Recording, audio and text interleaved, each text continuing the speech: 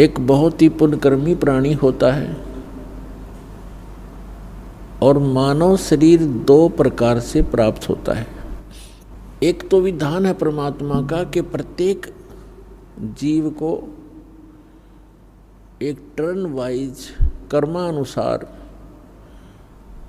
यानी एक साइक्लोन बना रखा परमात्मा ने, एक चक्कर बना रखा है कि कैसा ही भी प्राणी क्यों ना हो, 84 लाख प्रकार के प्राणियों के शरीरों में अनेकों यातनाएं भोगने के उपरांत एक मानव शरीर अवश्य प्राप्त होता है।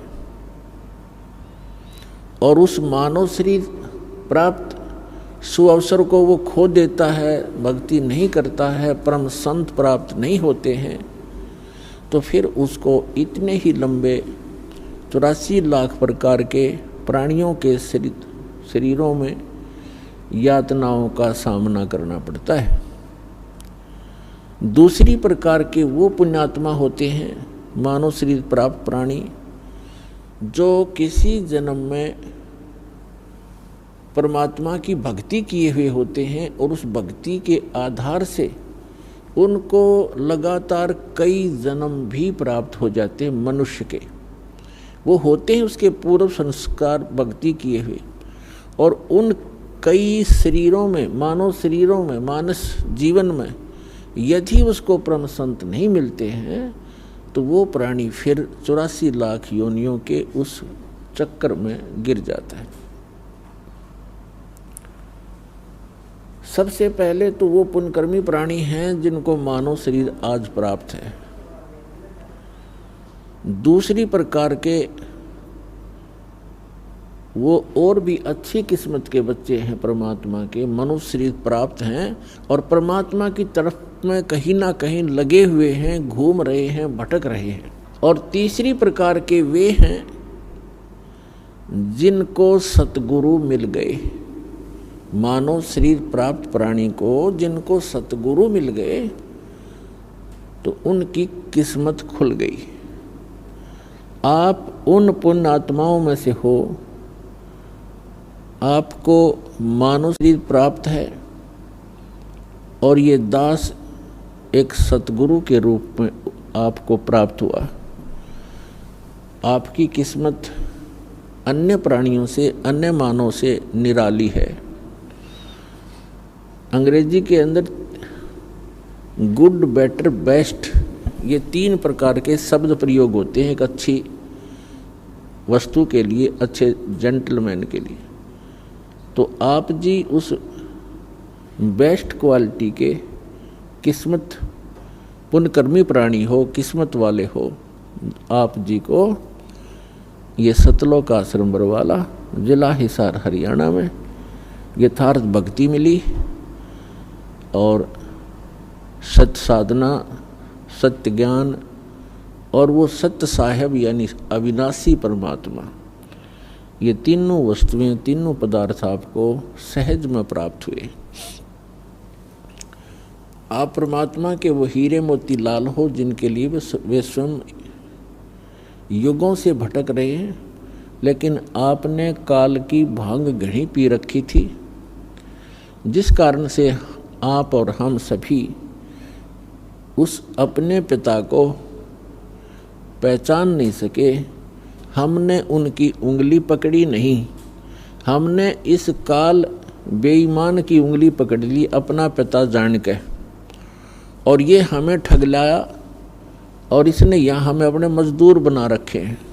और ये ऐसा ठग है, इसने हमारे को इस त्रिगुणमयी माया की भांग पिला दी, और जब तक ये नशा हमारा उतरेगा नहीं तब तक हम अपने परमपिता को पहचान ही नहीं सकते। तो सतलोक आश्रम बरवाला, जिला हिसार, हरियाणा के अंदर आप जी को एंटीबायोटिक, ये यथार्थ ज्ञान रूपी प्रवचन, ये यथार्थ ज्ञान समझा सुना के आपकी वो काल की भांग उतारी जाती है। और जिनकी भांग उतरेगी रात को भी आंसू टपकेंगे आपकी आंखों से। हम कहाँ धोखे में जीवन नाश कर रहे थे, हम किसको भगवान मान बैठे थे, हम क्या टारगेट लेकर जी रहे थे, उद्देश्य क्या था हमारे जीने का, एक माया जोड़ना, संपत्ति बनाना, कोठी बनाना, उच्च पोस्ट प्राप्त कर लेना, बैंकों में खूब जमा कर दें घना घना धन, और अगले दिन मृत्यु हो जाती है, वो जोड़ा जाड़ा यहाँ रह जाता है, और उस जोड़ने में धन इकट्ठा करने में जितने पाप इकट्ठे किए थे वो साथ लद कर चला जाता है, और 84 लाख योनियों के अंदर कष्ट पे कष्ट उठाता है।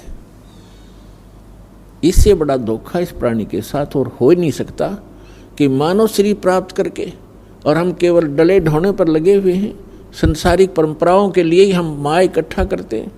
एक तरफ से इकट्ठा किया, 2 नंबर का काम किया, रिश्वत लिया, चोरी की, और फिर कोठी में लगा दिया या विवाह पर खर्च कर दिया, और उन पापों से लद कर खुद चले गए, वो सारा कुछ यही रह गया। तो पुण्यात्माओं, सौभाग्य आपका, आपको ये सत्य वचन सुनने को प्राप्त हो रहे हैं। पूरा विश्व और असंख्य ब्रह्मांड में जितने भी प्राणी हैं, ये सभी कबीर परमात्मा के बच्चे हैं।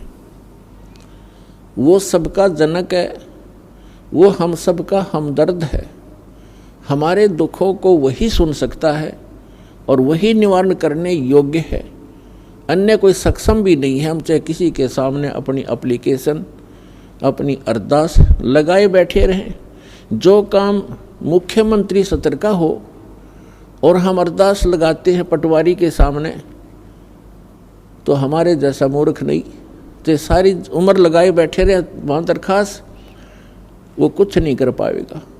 तो जिन भगवानों की, जिन देवी देवताओं की हम पूजा किया करते थे, जिनसे हम अपने सुख की डिमांड किया करते थे, वो सुख दे ही नहीं सकते। ये तो कबीर परमेश्वर जो सर्वशक्तिमान है, सर्वसक्षम है, जो हमारे मस्तिष्क के अंकों को भी बदल देता है, केवल उसी परमात्मा के सतर का काम था। हमारे को आज तक उस परमात्मा का ही ज्ञान नहीं हुआ कि वो परमात्मा कौन है। आत्मा जिस दिन से भगवान से बिछड़ी थी